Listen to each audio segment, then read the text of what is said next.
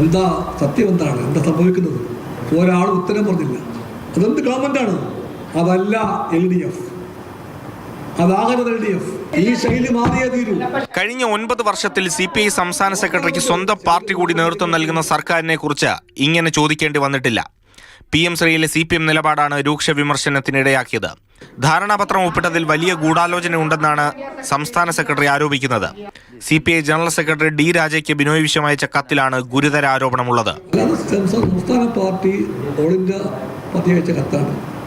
ആ കത്തിൽ പരാമർശമുണ്ട്. അച്ഛൻ്റെ രീതിക്ക് ഒരു കോൺസ്പിററ്റോറിയൽ സ്വഭാവത്തെ പറ്റി പറയുന്നുണ്ട്. ചർച്ചയിലായി തന്നെ. മുന്നണിയിൽ ചർച്ച ചെയ്യാതെ നയമാറ്റിയ CPM CPI ഇരുട്ടിലാക്കിയെന്നാണ് വിമർശനം.